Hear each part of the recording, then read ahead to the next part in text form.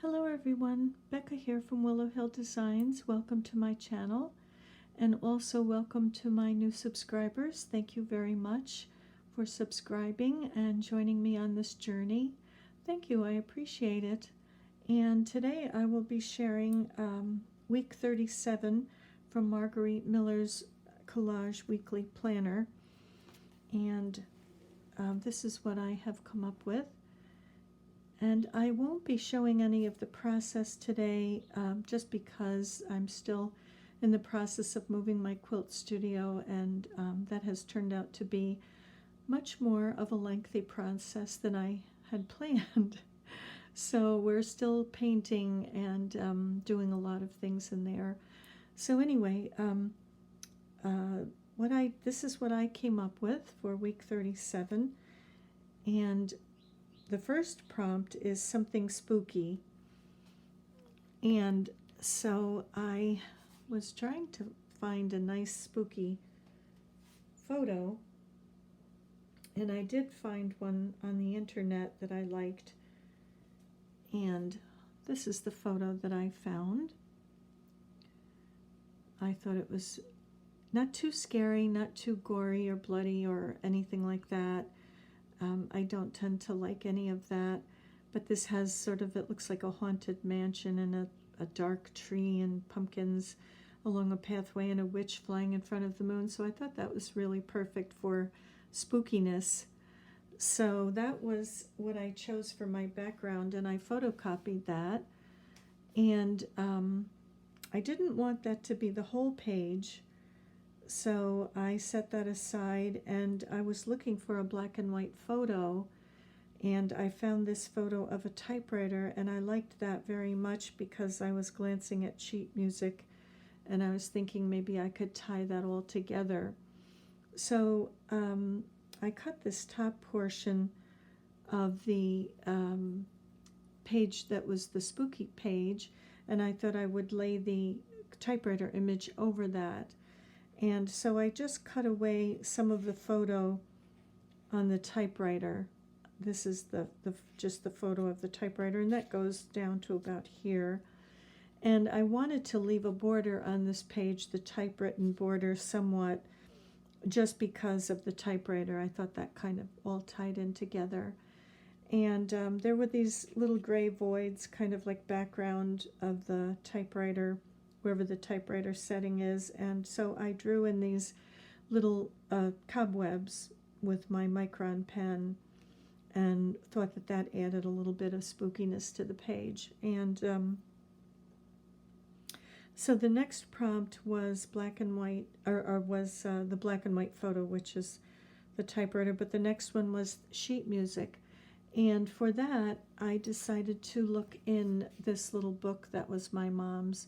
When she was in elementary school, she took piano, played piano throughout her life, and this had some nice music sheets in it. So I took a portion of a sheet for my music on here, and I took my X-Acto knife and cut this little, whatever this is that holds your paper on the roller of the typewriter, and there was just a blank piece of paper in the photo, so I just had cut my music page down to fit this little space here, and I inserted it behind this little clip and glued it in. So I'm picturing that maybe someone is at a typewriter and writing some spooky music looking out the window at this scene. So I felt that that was kind of a different way to approach the music. So, and I took a brown pencil and just sort of colored over that a little bit, just to give it sort of a little bit of an aged look. And let's see, what else? So that is the black and white photo. A sequence of numbers. There is a little sequence of numbers up here, and they read 8, 10, 12, 14.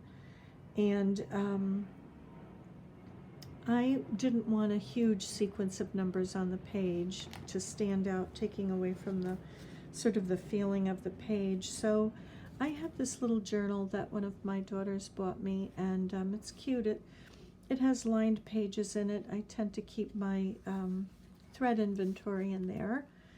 And on the back page, there was a sequence of number. There's the sizes for the patterns, and of course the amount of fabric yardage that you need. So I photocopied this page and reduced it down, and I just took a portion of these numbers, and I tuck them behind the typewriter page. I didn't want too much of that showing, just I thought it would be a sort of a distraction to have anything too large. And so that would be the sequence of numbers. And then the pattern paper, I immediately thought of a sewing pattern. I never thought of regular cardstock or paper that has a pattern on it. I know a lot of people did that, and that was clever. Being new to this, I just thought sewing pattern. So I took this little portion of the pattern and I tucked it also down here on the page. And being that the whole page was reduced, I took the McCalls, and I also took a portion of the tape measure up here. And of course that's a sequence of numbers, and I put those here. And there's also a sequence of numbers on the typewriter, these number keys, 2, 3, 4, 5, 6, 7, 8. So there's another sequence of numbers on this page as well. And then it said bonus something gray, and I found this guitar, and I liked that because I thought it related to the music. I thought if someone is writing a spooky song, of course they will have the music, so they might be playing it on the guitar. So I decided to use that. And when I was composing the page, there was this black and white photo. This was kind of a beigey and an off-white, gray.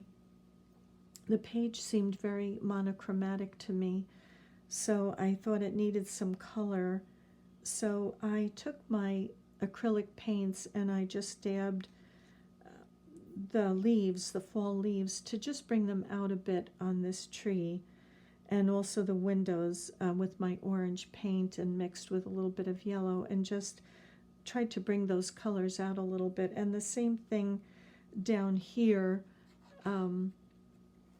I did the same thing here. I cut out a tree here and did the same thing. I touched that with the paint too, to just bring in some color.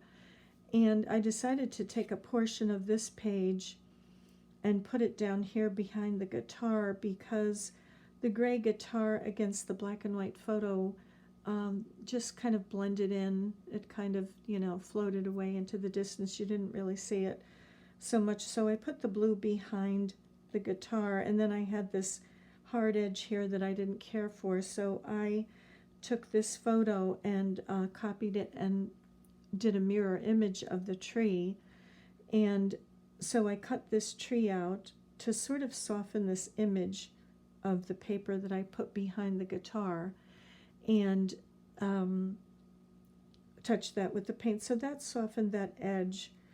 And then down here over the pattern, I put a portion of the gate that was in the picture, this spooky picture, and again took my paint and dabbed in some leaves to bring in more of the color. So the blue and the blue kind of tie in together and bring some color into the page. And then lastly, I found this little pumpkin, and it was on the cover of a Vermont Country Store little catalog that comes in the mail. And this pumpkin was sitting on the back of a black cat, but the black cat was too big to put on the page. So I just cut the pumpkin off out of the picture, and he was kind of a very bright fluorescent-y orange, very just popped right out.